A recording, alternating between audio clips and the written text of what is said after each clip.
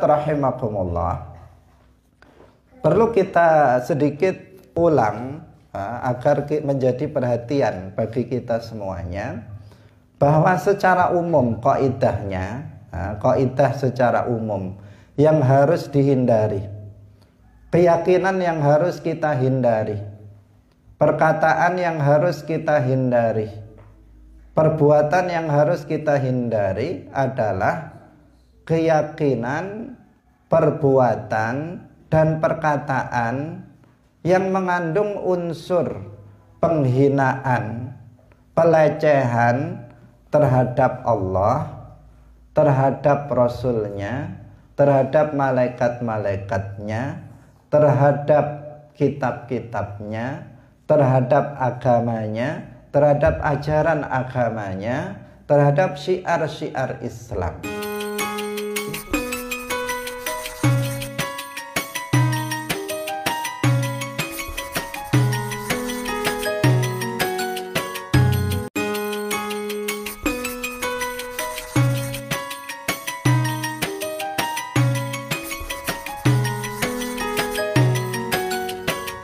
Assalamualaikum warahmatullahi wabarakatuh. Rahimakumullah. Pada pagi hari ini kita masih menyambung pembahasan tentang terkait dengan akadun nikah, ahkamun nikah, hukum-hukum yang berkaitan dengan hukum nikah. Mari kita memulainya dengan mengikhlaskan niat kita lillahi ta'ala. Wa aqdun nikahi yahtaju ila mazid ihtiyatin wa tathabbutin hadharan mimma yatarattabu ala faqdi dzalika. Di antara salah satu hukum terkait dengan nikah adalah fasakh.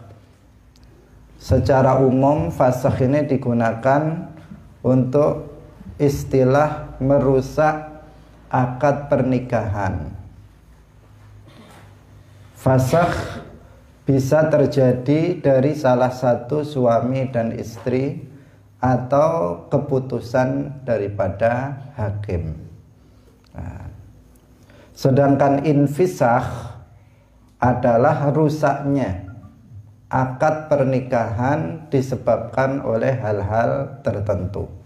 Jadi karena hal-hal tertentu, akad pernikahan itu bisa rusak dengan sendirinya. Artinya disebabkan oleh perkara-perkara tersebut.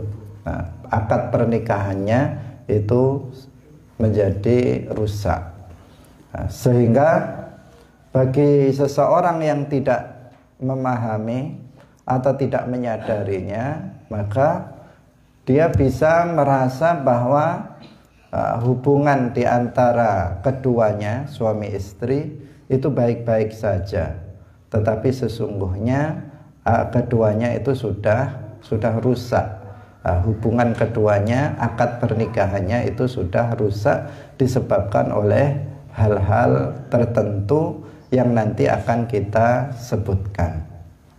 Hadirin rahimakumullah, sebab-sebab fasakh yaitu antara lain yang pertama furqatul i'sar fil mahri wan nafaqah, yaitu fasakh yang disebabkan oleh sulitnya sang suami membayar mahar atau memenuhi nafkah sehari-hari.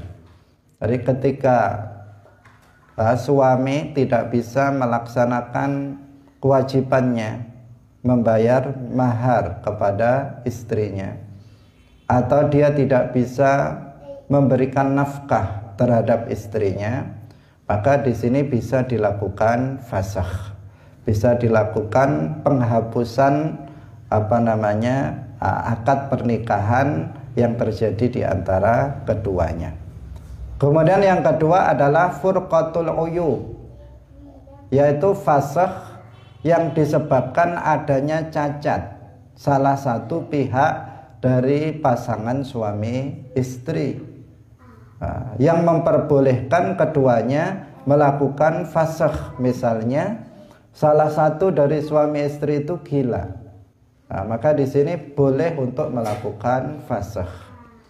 Atau misalnya salah satu dari keduanya itu punya penyakit juzam atau baros, jadi penyakit kulit yang sangat menular dan berbahaya misalnya, maka di antara keduanya itu boleh melakukan fasakh, yaitu merusak akad pernikahan di antara keduanya.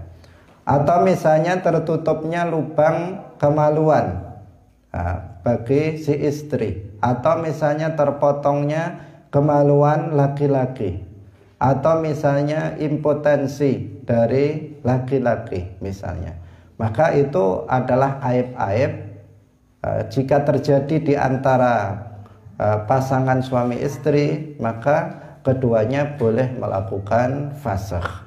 Nanti pengadilan yang akan menetapkan berdasarkan alasan-alasan tersebut. Bisa dengan alasan pertama, misalnya sejak dia misalnya menjadi istrinya, selalu suaminya kesulitan dalam memberikan nafkah misalnya. Tidak pernah, atau misalnya si suami itu memberikan nafkah dengan baik kepadanya, ini bisa menuntut fasakh di pengadilan. Demikian juga kalau ada aib-aib yang tadi sudah kita sebutkan, maka di sini dimungkinkan dilakukan fasakh di depan hakim. Nanti hakim yang memutuskan terjadinya terhapusnya atau rusaknya akad pernikahan di antara keduanya karena alasan-alasan yang tadi sudah kita sebutkan. Hadirin hadirat rahimakumullah. Sedangkan infisakh di sini terjadi dengan sendirinya, meskipun tanpa diajukan ke pengadilan untuk dilakukan merusak akad pernikahan, tetapi di sini terjadi dengan terjadinya hal-hal yang akan kita sebutkan. Jadi begitu seseorang, apakah itu suami atau istri, melakukan hal-hal yang nanti kita sebutkan, maka akad pernikahannya secara otomatis nanti akan rusak. Apa saja di antaranya? Ini adalah tidak seluruhnya yang disebutkan di sini, hanya gambaran secara umum. Kalau tadi hanya disebutkan 2, di sini disebutkan 4. Yang pertama adalah furqah wati subhah. Furqatul wati subhah, yaitu rusaknya akad pernikahan karena suami melakukan wati subhah. Semisal dengan ibu istrinya atau mertua dan anak wanitanya sendiri.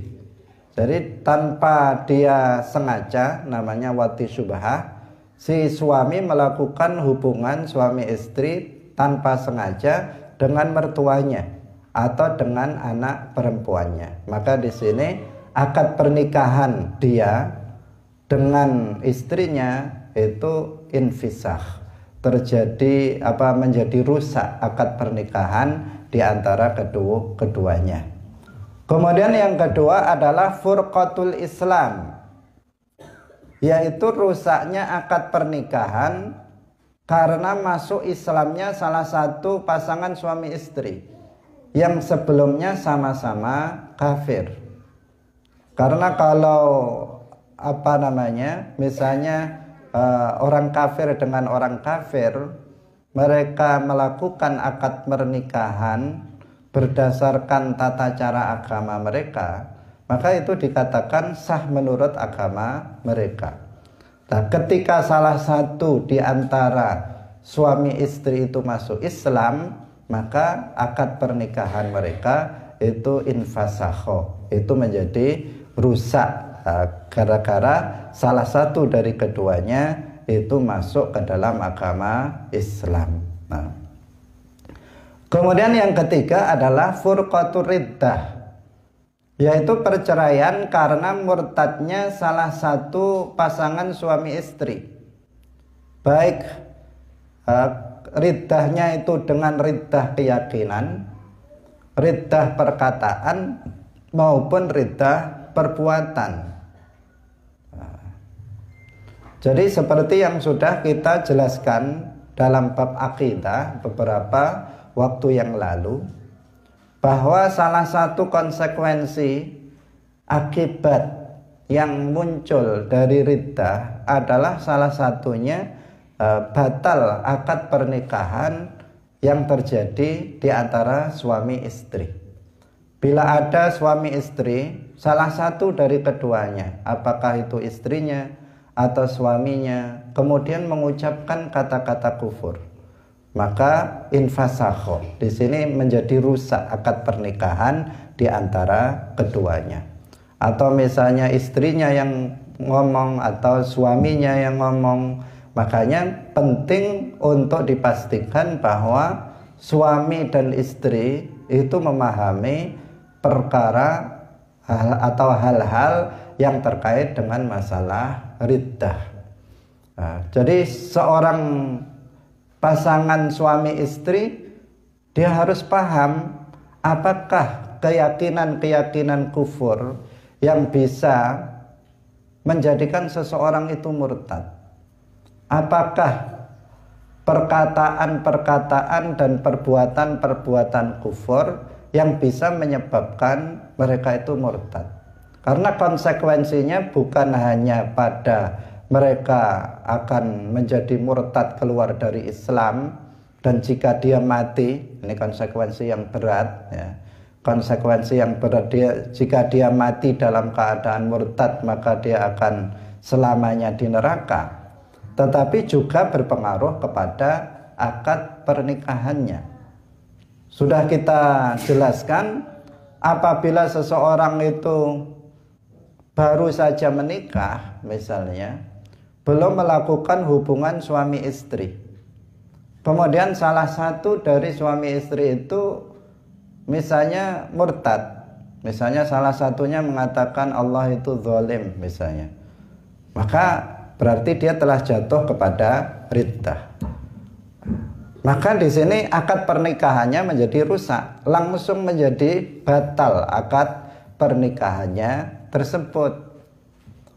Nah, tetapi apabila itu terjadi kepada suami istri yang sudah lama, yang keduanya sudah melakukan hubungan suami istri sebelumnya, maka dikatakan status pernikahannya itu mauquf di masa iddah.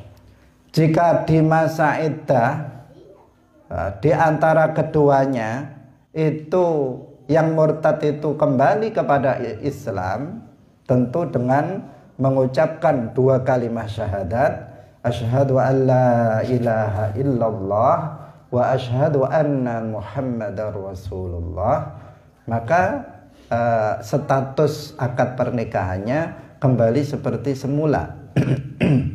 Tetapi jika dalam masa iddah itu keduanya tidak kembali, atau yang murtad itu tidak kembali kepada Islam dengan dua kalimat syahadat, maka akad pernikahannya maka infasakho, menjadi rusak dengan sebab riddah tersebut. Kalau dia kemudian akan setelah habis iddah kok masuk ke dalam agama Islam, ingin menyambung kembali hubungan di antara keduanya, maka keduanya harus melakukan akad pernikahan yang baru jika sudah masuk kembali ke dalam agama Islam. Hadirin rahimakumullah, dan sering kita sampaikan bahwa seseorang untuk menjadi murtad itu tidak mesti dia pindah dari agama Islam ke agama yang lain. Seseorang untuk dikatakan murtad itu tidak hanya ketika seseorang berpindah dari agama Islam ke agama yang lain. Nah, itu adalah salah satunya. Tetapi ada juga seseorang yang dalam hatinya dia tidak berniat untuk keluar dari Islam, tetapi sesungguhnya dia telah keluar dari Islam dengan sebab keyakinannya yang kufur, atau perbuatannya yang kufur, atau perkataannya yang kufur. Nah, dan ini juga bisa merusak akad pernikahan di antara keduanya. Karena itu memang mutlak bagi suami istri itu untuk mengetahui permasalahan terkait dengan masalah ahkamur riddah. Hadirin hadirat rahimakumullah, perlu kita sedikit ulang agar menjadi perhatian bagi kita semuanya, bahwa secara umum kaidah secara umum yang harus dihindari, keyakinan yang harus kita hindari, perkataan yang harus kita hindari, perbuatan yang harus kita hindari adalah keyakinan, perbuatan, dan perkataan yang mengandung unsur penghinaan, pelecehan terhadap Allah, terhadap Rasul-Nya, terhadap malaikat-malaikatnya, terhadap kitab-kitabnya, terhadap agamanya, terhadap ajaran agamanya, terhadap syiar-syiar Islam. Itu semuanya adalah sebuah bentuk kekufuran yang bisa menyebabkan seseorang itu murtad. Jadi jangan sampai seseorang meyakini keyakinan yang menunjukkan penghinaan kepada Allah. Misalnya seseorang mengatakan dalam hatinya dia meyakini Allah itu berupa jisim yang beranggotakan badan, duduk di atas arsy bersila misalnya, punya kepala, punya tangan, punya kaki. Itu menghina Allah. Kenapa? Karena mensifati Allah dengan sifat manusia. Ketika dia menyamakan Allah dengan manusia, namanya menghina Allah subhanahu wa ta'ala. Atau seseorang misalnya tadi mengatakan Allah itu zalim, mengatakan Allah itu bodoh, Allah itu tuli, itu namanya menghina Allah, yaitu mensifatinya dengan sifat-sifat yang mustahil bagi Allah subhanahu wa ta'ala. Yang dalam hatinya seseorang meyakini keyakinan yang isinya penghinaan terhadap Allah atau penghinaan terhadap Nabi, semua para Nabi, bukan hanya Nabi Muhammad, atau yang isinya itu penghinaan terhadap agama Islam, terhadap Al-Quran dan seterusnya, maka keyakinan-keyakinan seperti itu adalah keyakinan kufur yang menyebabkan seseorang menjadi murtad. Yang kedua adalah perbuatan. Jangan sampai seseorang itu melakukan suatu perbuatan yang perbuatan itu mengindikasikan pelecehan, penghinaan terhadap Allah, terhadap para nabinya, terhadap kitab-kitabnya. Kalau ada seseorang misalnya dengan sengaja ada nama Allah dalam kertas, nama Allah lafzul jalalah, kemudian dengan sengaja dia kemudian menginjaknya dengan kakinya, dengan telapak kakinya, dia tahu dan sengaja melakukannya. Itu artinya apa? Dia sudah melakukan perbuatan yang isinya penghinaan kepada Allah. Atau dia misalnya ada mushaf Al-Quran Al-Quran harus dimuliakan, dia adalah kitab Allah, kemudian dengan sengaja dia letakkan misalnya Al-Quran itu di kursi, kemudian didudukinya dengan pantatnya, sengaja dia melakukannya, dia melihat, dia tahu itu Al-Quran, sengaja dia melakukannya, maka dia berarti telah melakukan perbuatan yang isinya penghinaan terhadap Al-Quran. Nah, kalau ada yang semacam itu, maka dia akan jatuh kepada riddah. Atau seseorang misalnya sujud kepada matahari, atau sujud kepada berhala, atau sujud kepada manusia tujuannya untuk beribadah kepada manusia itu, maka dia juga akan jatuh kepada riddah. Jika dia statusnya itu seorang suami atau seorang istri, maka akad pernikahannya menjadi rusak karena ada yang melakukan seperti itu. Atau yang ketiga adalah berupa apa? Perkataan. Dan ini yang paling banyak terjadi ketika seseorang mengucapkan kata-kata yang isinya adalah penghinaan, pelecehan terhadap Allah, terhadap Rasulnya, terhadap kitab-kitabnya, terhadap malaikatnya, terhadap syiar-syiar agama Islam. Hadirin hadirat rahimakumullah. Maka suami istri nggak bisa hanya salah satunya saja yang paham terkait dengan masalah riddah ini. Jadi suami istri tidak hanya cukup suaminya paham tentang masalah riddah, tapi istrinya nggak paham, nggak cukup. Bisa jadi nanti yang melakukannya adalah istrinya, maka akad nikahnya tetap nanti akan terancam rusak. Atau istrinya paham tetapi suaminya tidak paham, bisa jadi suaminya nanti yang akan murtad, sehingga juga tetap akan mengancam kelangsungan dari status akad pernikahan mereka berdua. Karena itu dua-duanya harus memahami tentang masalah ahkamur riddah. Dan ini sangat sangat yang paling berbahaya di sini. Karena pada hari ini banyak sekali orang yang tidak memahami persoalan ini, sehingga menganggap, karena tidak paham, menganggap bahwa riddah itu hanya ketika seseorang pindah agama. Ketika seseorang itu tidak berniat pindah agama, dianggap dia masih Islam dan akad pernikahannya tidak terganggu. Dia menganggapnya seperti itu. Padahal dalam hadis disebutkan, innal abda la yatakallamu bil kalimati la yara biha ba'san yahwi biha finnari sab'ina kharifa. Bahwa ada seorang hamba, dia betul-betul dia berbicara dengan suatu perkataan, la yara biha ba'san, dia tidak melihat bahwa dalam perkataan itu ada bahaya. Dikira perkataan itu biasa-biasa saja, nggak masalah ngomong seperti itu. Anggapan dia, menurut anggapan dia, ngomong seperti itu nggak ada masalah. Tetapi kata Nabi, yahwi biha finnari sab'ina kharifa. Meskipun begitu, meskipun dia menganggap ucapan dia itu biasa-biasa saja, tidak dosa, apalagi kufur, dia tidak menyangka sama sekali itu adalah kekufuran.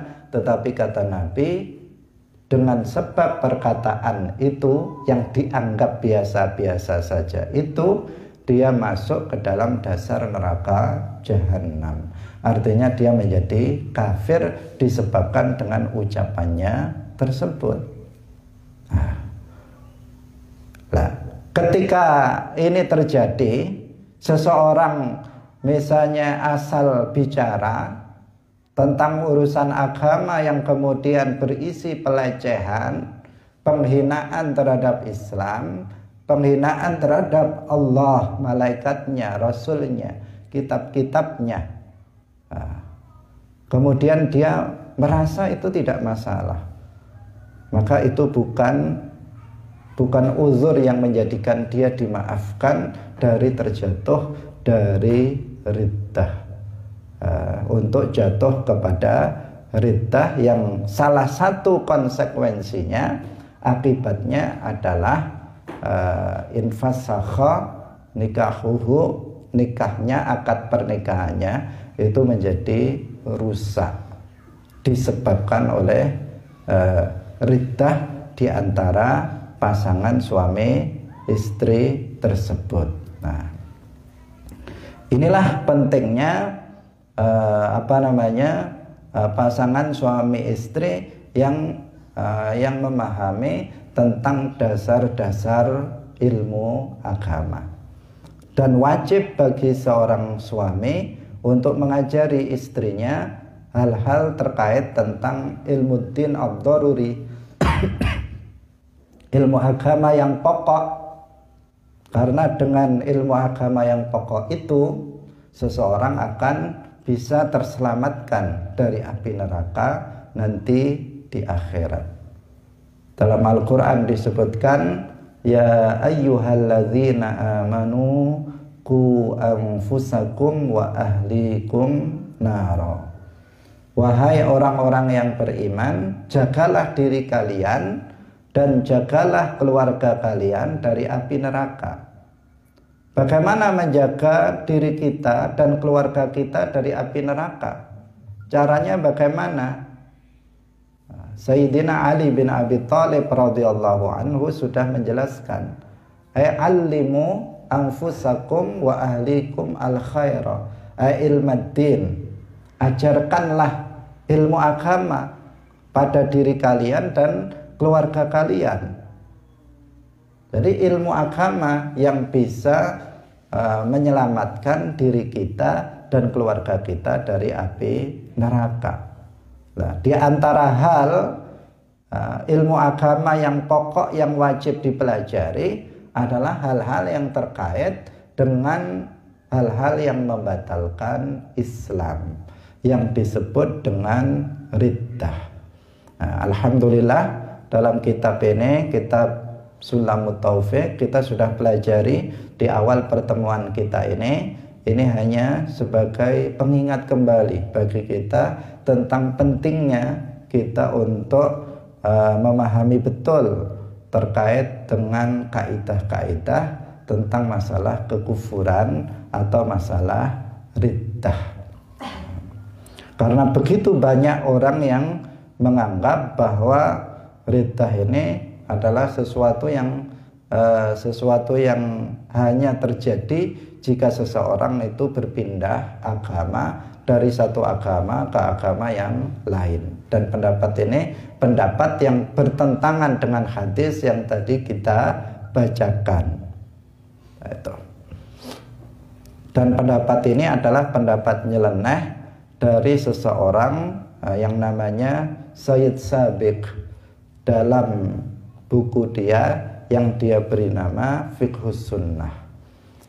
Hadirin hadirat rahimakumullah. Kemudian yang berikutnya adalah furqatul ukhtain, yaitu rusaknya akad pernikahan yang dilatar belakangi ketika suami mempunyai dua istri yang saudara kandung. Jadi telah kita jelaskan sebelumnya bahwa di antara perempuan yang haram dinikah untuk sementara adalah memadu dua saudara perempuan atau memadu seorang perempuan dengan bibinya. Ini haram sementara, bukan haram untuk selamanya. Nah, jika misalnya seseorang nggak mengetahui bahwa perempuan itu adalah bersaudara, mungkin karena dari kecil sudah terpisah dan seterusnya, sehingga tidak mengetahui. Setelah dia keduanya kemudian dia melakukan akad pernikahan kepada dua perempuan tersebut sekaligus misalnya. Lah ternyata di belakang hari diketahui bahwa ternyata keduanya itu adalah adik beradik, saudara kandung. Maka di sini nanti terjadi rusak akad pernikahan di antara keduanya. Nah, hadirin hadirat rahimakumullah. Atau misalnya ini yang kelima, rusaknya akad pernikahan karena ternyata suami istri adalah saudara satu susuan. Jadi kemarin sudah kita jelaskan juga bahwa di antara hal yang menyebabkan seseorang menjadi mahram adalah disebabkan karena faktor susuan. Nah, menyusunya sama. Misalnya antara si A itu menyusu kepada si B, si C juga kepada si B. Ini yang si A laki-laki, si C juga perempuan. Nah, kemudian keduanya menyusu kepada orang yang sama, keduanya saudara susuan. Setelah sekian lama, misalnya tidak ketemu, ketika itu masih bayi, misalnya, kemudian ternyata keduanya itu saling tertarik dan menikah. Nah, setelah menikah, diketahui bahwa keduanya itu adalah dulu menyusu kepada orang yang sama. Ibu susuannya sama, keduanya adalah saudara susuan. Berarti kan tidak diperbolehkan bagi keduanya untuk melakukan pernikahan karena masih mahram, tunggal susuan. Maka di sini juga infasakho, maka akad pernikahannya menjadi rusak. Nah, otomatis menjadi rusak, nggak boleh diteruskan lagi. Nah, tidak boleh diteruskan lagi karena tadi karena sudah diketahui bahwa keduanya adalah mahram karena sama susuan. Nah, keduanya menyusu kepada ibu yang sama. Hadirin hadirat rahimakumullah. Inilah beberapa penyebab dari infisakh, yaitu rusaknya sebuah akad pernikahan disebabkan oleh hal-hal yang tadi sudah kita sebutkan, yaitu yang pertama furqah wat'i syubhat, furqatul Islam, furqatul riddah, furqatul ukhtain. Kemudian yang kelima yaitu rusaknya akad pernikahan karena ternyata suami istri adalah saudara satu susuan. Hadirin rahimakumullah, demikian pengajian kita. Mohon maaf untuk beberapa hari ini kita hanya setengah jam pengajian kita karena kondisi kesehatan yang belum begitu fit. Insya Allah besok-besok akan kita lanjutkan kembali. Semoga pengajian yang singkat pada pagi hari ini bermanfaat bagi kita semuanya. Insya Allah besok kita akan mengkaji tentang bab riba. Bab riba ini bab yang penting untuk kita perhatikan, mengingat melakukan riba adalah salah satu dosa besar. Barakallahu fikum. Wallahul muwaffiq ila aqwamit thariq. Wassalamualaikum warahmatullahi wabarakatuh.